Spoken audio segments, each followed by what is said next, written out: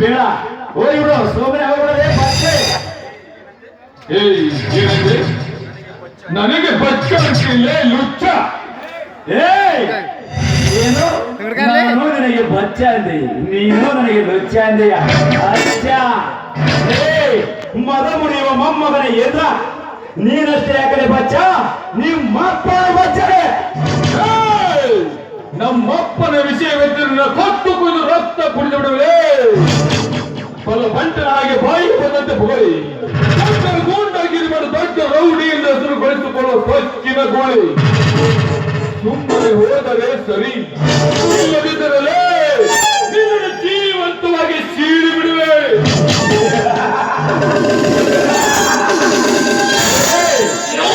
ಬರಬೇಕಾದ ಮನೆಯಲ್ಲಿ ಹೇಳಿ ಬಂದಿದ್ದೀಯಾ, ಮತ್ತೆ ನಾನು ಮನೆಗೆ ಬರೋದಿಲ್ಲ ಎಂದು.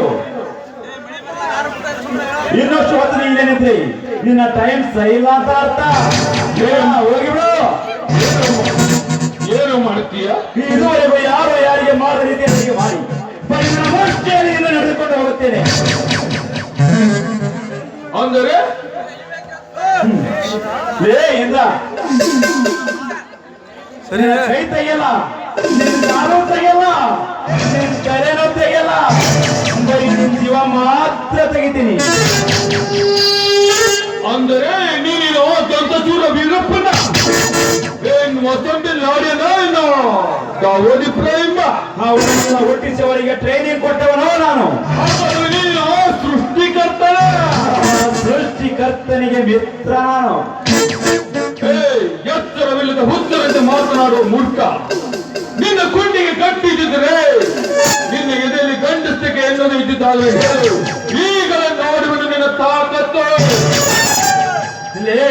ದಿನ ಬೆಳಗಾದರೆ ರೌಡಿಗಳ ಎತ್ತರದ ಸ್ನಾನ ಮಾಡುವ ಈ ಸೂರ್ಯನಿಗೆ ತಾಕತ್ತು ನೋಡ್ತೀನಿ ಅಂತ ಎದೆ ತಟ್ಟಿ ಹೇಳ್ತೀಯ. ಈ ಸೂರ್ಯನೇನಾದರೂ ಮಹೇಂದ್ರನಾದರೆ ನೀನು ಈ ಭೂಮಿ ಮೇಲೆ ಎಲ್ಲವಾಗಿ ಬರ್ತೀಯ. ಇವನೊಬ್ಬ ಬಾಯಿ ಬೆಳಕನೆಂದು ಕಾಣುತ್ತದೆ. ಇವನ ಜೊತೆ ನಾನು ಮಾತನಾಡುತ್ತಾ ನಿಲ್ಲಬಾರದು, ನಾನು ಹೋಗಲೇಬೇಕು. ಸೂರ್ಯ, ನೀನು ಮಹೇಂದ್ರನಾದಾಗ ಹೇಳಿ ಕಳಿಸು, ಬೆಂದು ಭೇಟಿಯಾಗುತ್ತೇನೆ. ನೀನು ಬಂದು ನನಗೆ ಗಟ್ಟಿಯಾಗಷ್ಟು ಗಟ್ಟಿ ಧೈರ್ಯದ ಗಂಡು ನೀನಲ್ಲ. ಈ ಹಿಂದಿನ ಒಮ್ಮೆ ನೀನು ಭೇಟಿಯಾಗಿಲ್ಲ. ನೀನೇನೋ ನಿನ್ನ ಬ್ಯಾಕ್ಗ್ರೌಂಡ್ ನನಗೆ ಗೊತ್ತಿಲ್ಲ, ನಿನ್ನ ಕೆಟ್ಟ ಕೃತಿಗಳು ನನಗೆ ಕಂಡಿಲ್ಲ. ಆದರೆ ಇಂದು ನಿನ್ನ ತಂದೆ ಹೊಟ್ಟೆ ತಣ್ಣಗಿದಂತೆ ಕಾಣುತ್ತದೆ ಮಗನೇ, ಅದಕ್ಕೆ ಬಚಾವಾಗಿ ಬಿಟ್ಟೆ. ಆದರೆ ಮುಂದೇನಾದರೂ ನಿನ್ನ ಶತ್ರುವಾಗಿದೆ ನಿಜವಾದರೆ ಶರವೇಗದಲ್ಲಿ ಬಂದು ನಿನ್ನೆಲೆ ಬಿಸಿ ನೆತ್ತರವನ್ನು ಕುಳಿದಿದ್ದರೆ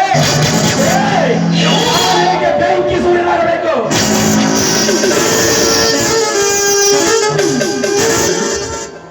ಇವನ ಹೆಸರು ಬೆಂಕಿ ಸೂರ್ಯ. ಎಲ್ಲಿಂದ ಬಂದಿರಬೇಕು, ಮತ್ತೆ ಇವನ ಬಗ್ಗೆ ತಿಳಿದುಕೊಂಡ್ರಾಯ್ತು. ಮೊದಲು ನನ್ನ ಗಂಗಾಳ ಶೀಲೆಗಳಿಸಿ ಕೊಲೆ ಮಾಡಿದ ಆ ನೀಚ ಶತ್ರು ಯಾರು?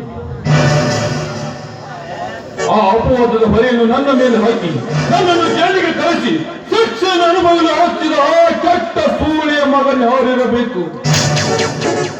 ಅವನ ರುಂಡವನ್ನು ಕಡಿದು ಆ ಪಾಪಿಯ ರಕ್ತದಿಂದ ನನ್ನ ಗಂಗಾಳ ಆತ್ಮಕ್ಕೆ ಶಾಂತಿ ನೀಡಿ ಮತ್ತೆ ನನ್ನ ಅಲೆಯನಿಗೆ ಭೇಟಿಯಾಗಿ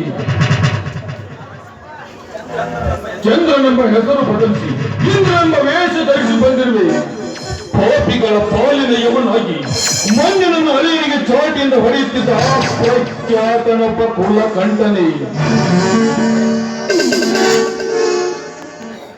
ನರವ್ಯಾಘ್ರನೊಬ್ಬ ಬಡವರ ನಾಶ ಮಾಡುತ್ತಿರುವ ನರನಾಗನೆ. ಇವರಿಬ್ಬರಲ್ಲಿ ಒಬ್ಬರು ನನ್ನ ವಿಷಯಕ್ಕೆ ಸಂಬಂಧಪಟ್ಟವರೇ ಇರಬೇಕು. ಅವರ್ಯಾರು ಎಂದು ಗೊತ್ತಾದರೆ ಅನ್ನೇ ಅವರ ರಕ್ತರಾತ್ರೆ.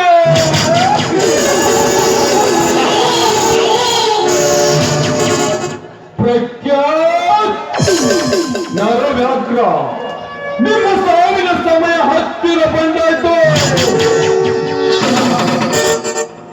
ನಿಮ್ಮನ್ನು ದುರ್ಗಮನ ಬಿಟ್ಟ ಕೋಣೆಗಳ ಹಾಗೆ ನಿಮ್ಮನ್ನು ಕರೆದು